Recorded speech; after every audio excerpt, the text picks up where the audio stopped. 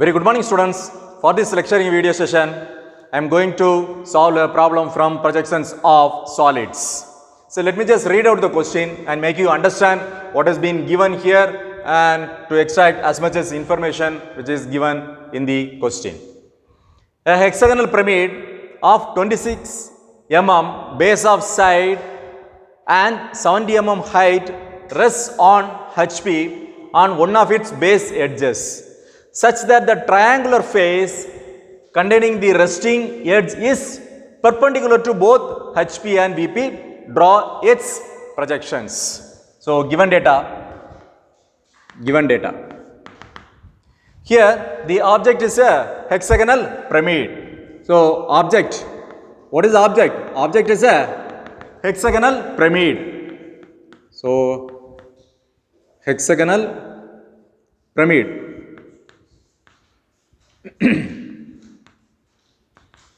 Of side 26 mm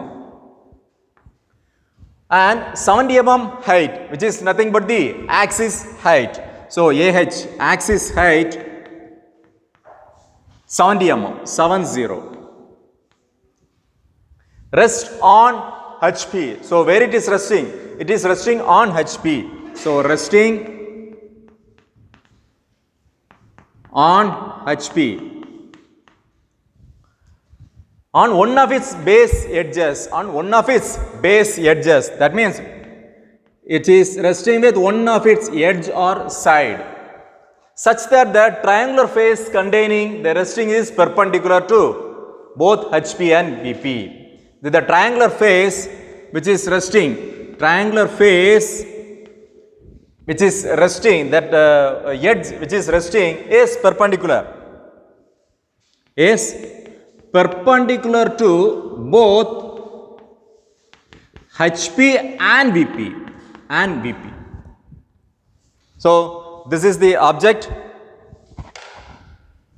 So it has 6 equal sides, that is the edges. So therefore it is a hexagonal pyramid. How it is resting? It is resting with one of the edge. That means edge should come on the right hand side. So edge is there. And the triangular face. Look at here. How many triangular faces are there? 6 triangular faces are there. Right. So this is how it is with one of its edge. And look at here, the resting edge. This is the resting edge, right? This resting edge is perpendicular to both HP and VP. That means if it is resting in this manner, it is perpendicular to both HP and VP. So this face is in line. From the apex to the base, that this edge is on the same line. Look at here. Normal resting would be here, so there will be a slanting, right? So this is inclined. Whereas here the condition says the triangular face is kept perpendicular. That means the edge and this total face should be 90 degree with HP and VP. This is how. So in order to make the first drawing, the axis should be perpendicular to any one of the plane, isn't it? This is the final view. In order to view the true shape, I am going to make 90 degree with HP. Now when I look at from the top, I could see the hexagonal shape of this particular object, hexagonal pyramid, right? Let me just start the drawing. So first what I have to do is, first I have to draw the XY line, which is nothing but the reference line or the ground line. So above VP and below HP. Fine. So there would be 2 stages. So the stage 1 is for symbol position or symbol resting. And the stage 2 belongs to axis inclination or special condition. Axis inclination or special condition. See, as far as this question is concerned, there is no axis inclination, isn't it? There is no axis inclination. Here it says the triangular face, the resting the triangular face containing the resting edge is perpendicular to both HP and BP. As I said, first you will have to keep the object in a manner that the axis is perpendicular to any one of the plane, right? So by keeping that, the object now it is perpendicular, the axis is perpendicular to HP, therefore the true shape would be visible on HP, isn't it? So I am just going to start the diagram on HP, keeping the condition as edge on the right hand side. So edge or side are one and the same, right? So this is how. Of dimension 26 mm. The side is 26 mm. So draw a line which should be perpendicular to the reference line, right, of 26. Now what you have to do? You will have to take 26 mm in your compass, keeping one end of the compass on the extreme point and cut an arc. Similarly, keeping at the bottom, cut an arc. Now you got a intersection point. That is nothing but the center of this hexagon. Now draw a circle of same radius, that is 26 mm, right? So draw a circle.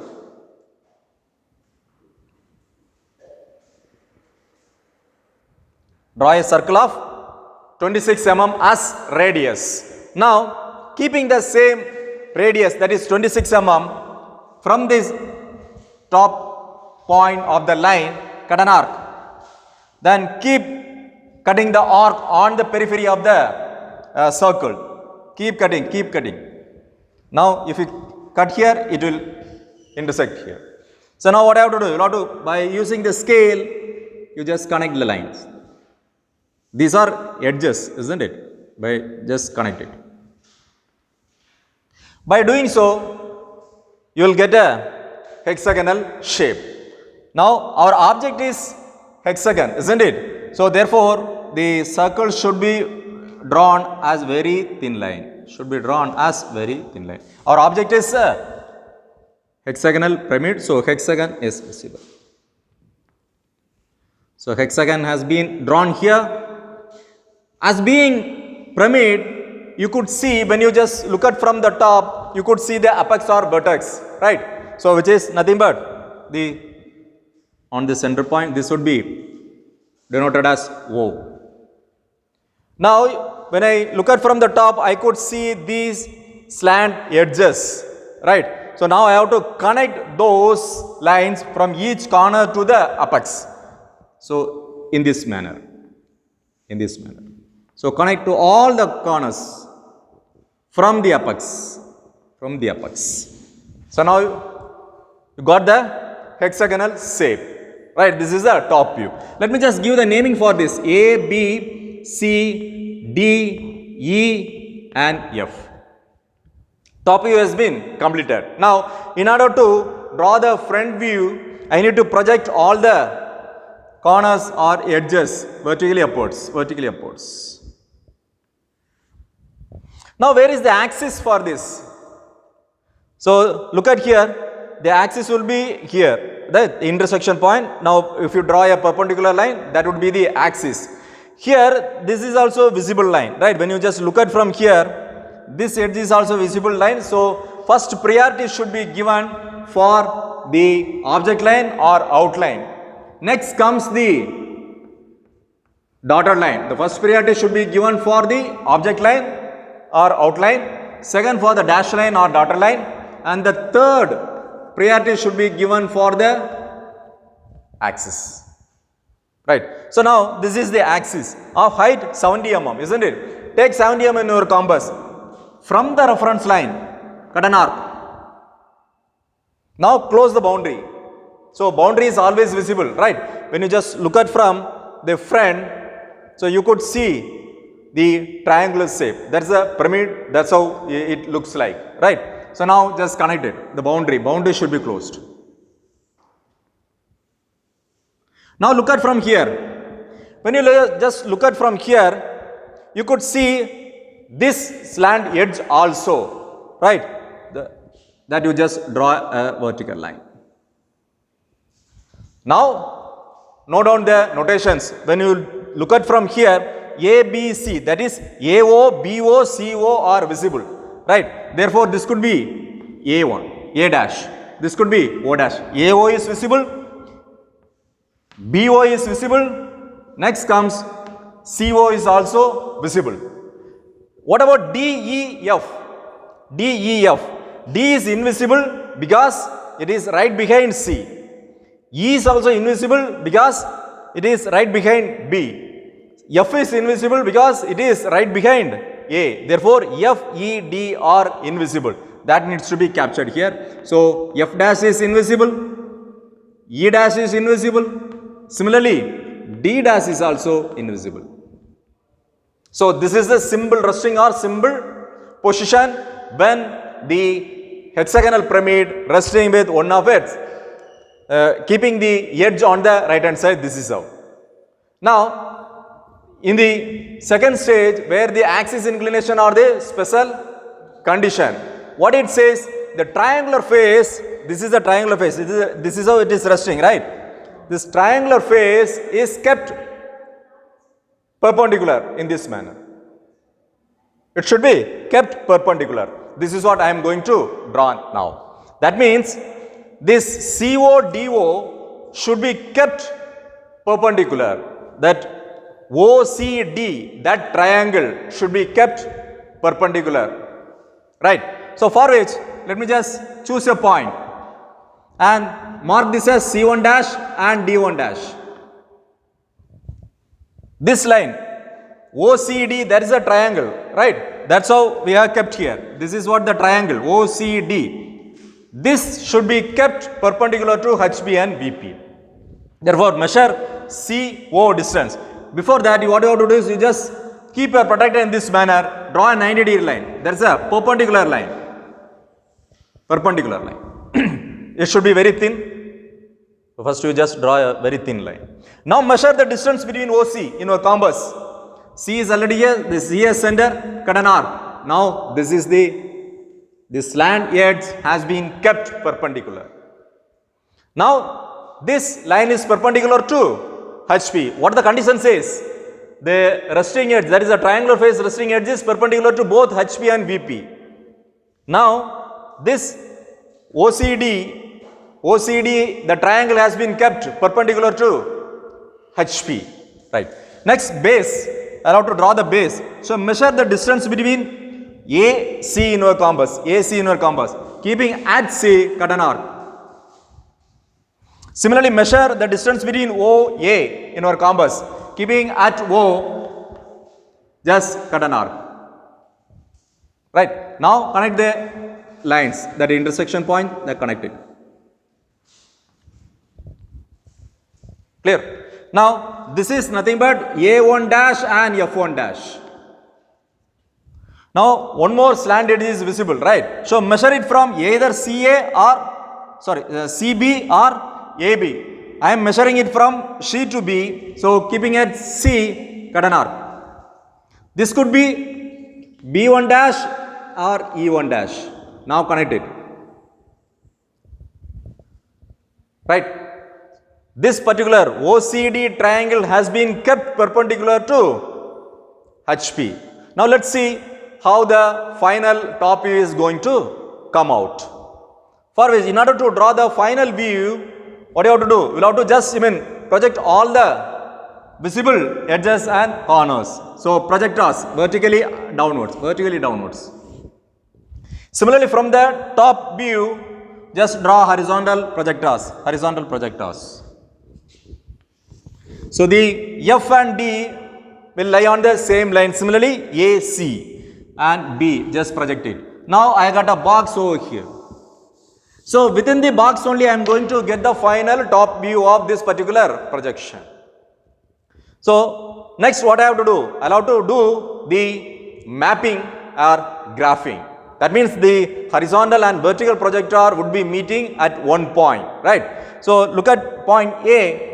So A is here and A is here. This could be my A1. B is here and B is here. This could be my B1. C is here and C are meeting here. Therefore, this could be C1. D is here. D and D are meeting here. Therefore, this D1. What about E? E and E are meeting here, therefore this could be E1. Then the point that is F. F and F are meeting here, therefore this could be F1. So what is the condition? So, and I forgot to mention this apex, right? So that also I need to mention. So O and O are merging here, therefore this could be O1. So in order to draw the final view, whether it could be top view or front view, first the boundary should be closed, right? This is how it is being kept.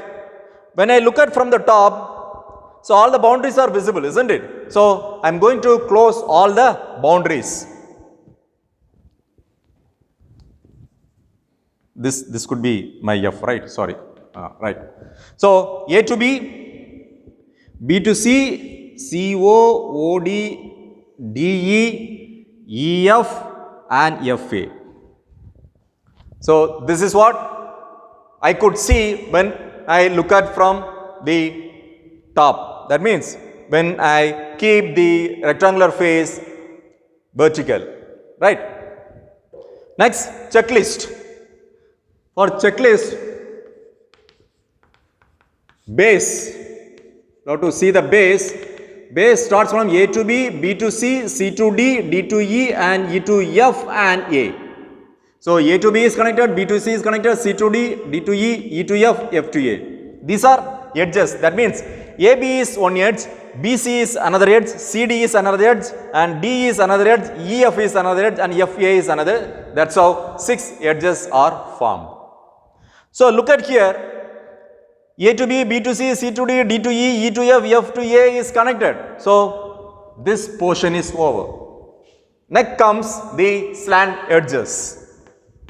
Next comes the slant edges. How it is connected?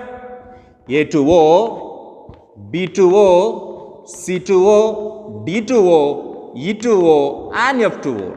So 6 faces, so 6.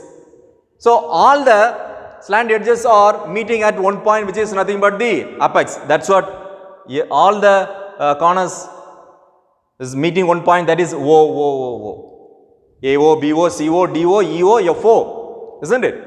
So when I look at from the top, this is how it is in position. I could see all the 6 sides, that is edges, and all the slant edges is also visible for me. So when the object is kept in this manner, right? So AO, when I just look at from the top, AO is visible. So AO, I am going to connect it. And BO is also visible, so I am going to connect it. Similarly, CO is already connected, DO is already connected, and EO is also visible, right? EO is visible, then FO is also visible. So this is how. See, as far as the front is concerned, it is making 90 degree. This OCD is perpendicular with HP. Look at here, OCD. Now, if you just extend it here, this is also make 90 degree with VP. So OCD is perpendicular to VP. Here is also OCD is perpendicular to HP. So which satisfies this condition? Which satisfies this condition? Perpendicular to both HP and VP. Clear? Right. I have completed the projections here. Next, dimensioning I have to do it. So the side I need to mention, there are edges I need to mention. So which is nothing but 26 mm. So over the dimensioning line, I have to write it 26. Similarly, for the axis height, I need to mention it since I don't have much space in the left hand side, so therefore I am just taking it the right hand side to mention the dimension. Here I have sufficient space here. So this is 70 mm, this is 70 mm. Whether any axis inclination is given? No. In place of that, that resting triangular face is kept vertical. Right. By doing so, it is inclined with HP and parallel to VP. So next what I have to do? I have completed all the 4 drawings. There is 2 front views and 2 top views. Next, dimensioning is over. Next what? The node. So the unit what I have considered to complete this drawing, which I used mm, therefore I need to specify over here. So with the guideline of 5 mm, I need to specify all dimensions are in mm. The unit of dimension is mm, isn't it? So all dimensions which I use to complete the drawing are in mm. Mm should be lowercase, that is the small letter. If you want, you just mention the scale. You need to specify scale 1:1 because whatever dimension given as such, I have not changed anything. Same thing I use to construct the or to complete the drawing. Therefore, the scale is 1:1. So hope I have completed everything. You could have understood how to draw all the 4 drawings, that means the projections for this particular hexagonal pyramid. Thank you.